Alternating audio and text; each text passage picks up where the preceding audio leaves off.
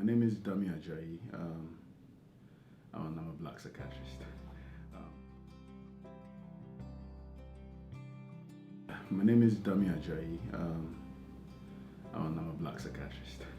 I'll tell you a bit about my journey. So I went to medical school in Nigeria, Obafemi Awolowo University, Ile-Ife, which is the ancestral home or town of the Yoruba, which I'm part of. Having spent a few years in medical school, I moved to Lagos, which is the economic capital of Nigeria, and I started my residency training at the hospital called Yaba Neuropsychiatric Hospital, which is the second psychiatric hospital in Nigeria. And I was there till 2019 when I came to the UK on the auspices of the Royal College of Psychiatrists. And I think that's when I became a black psychiatrist. Because in Nigeria, I wasn't a black psychiatrist, I was just a psychiatrist. Yeah, it's been an interesting journey because I moved to the UK just a few months before COVID happened.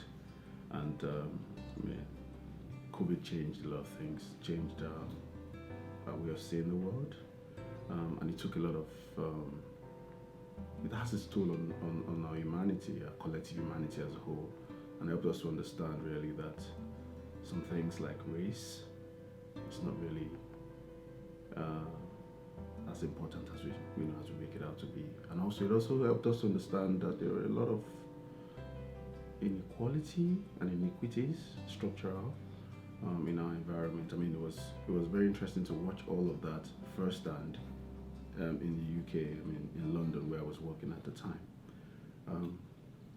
Yeah. So, has anyone influenced me? Yes, I have mentors, both living and dead.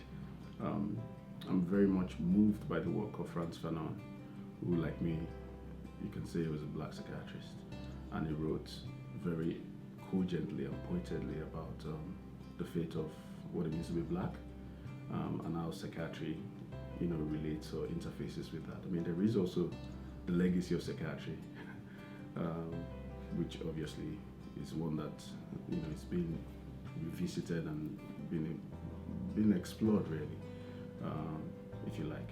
So Frantz Fanon, of course, and then there is Professor Femi Bode, who I met in Yaba in Lagos sometimes in 2014. But before I met him in person, I'd met his poetry. He's a poet that I wish we read a bit more about. Just like myself, he's a Yoruba, whereas he's also a citizen of the world, if you like. And he's written quite importantly about Yoruba experience, about vulnerability as well, and about what it means to live in exile. And you may notice that all of this doesn't have anything to do with psychiatry immediately.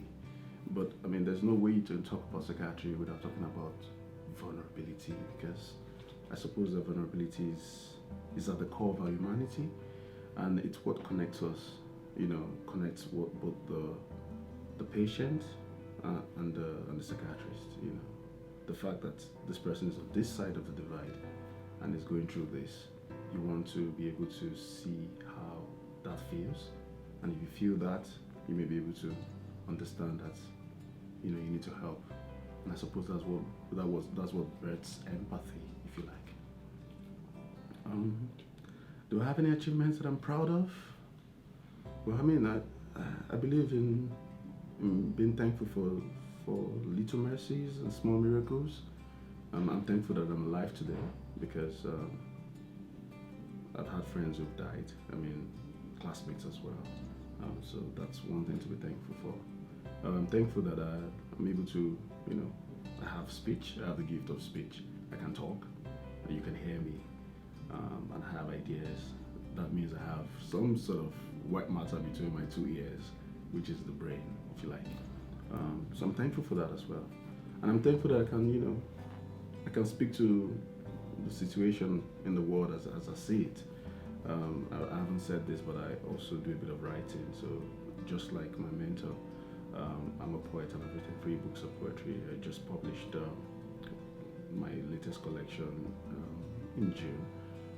So I guess that's something to be thankful about. And then also I edit Muses, which is an arts blog for the BJPsych International. And what we do is we're interfacing between the arts and mental health psychiatry for low and middle income countries.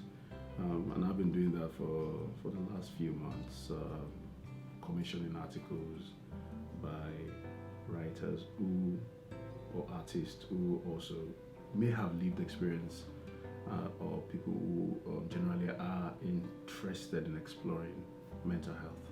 So yeah, that's those are a few things I can say that like achievements, you know. Yeah, what makes you proud to be? Yeah, I think that's really the most difficult of all the questions that I've been asked today. Well, I mean, I'm human, I guess. That's a good place to start. And in spite of all the iniquities and the histories and all that's happened, I'm here. And I guess those are the 2 things that I think that makes me proud to be. It's sometimes when I look after patients who, like me, are black, I see a sense of camaraderie in them, the way they feel a certain kind of pride in being able to have a doctor who understands the experiences in a way that maybe others don't. And I guess, you know, in those moments, in those very quiet moments, in the lingering of their handshakes when they leave in the room, I guess those are things to be proud to be. I mean, that I'm able to, you know, my own little way contribute to their lives, you know.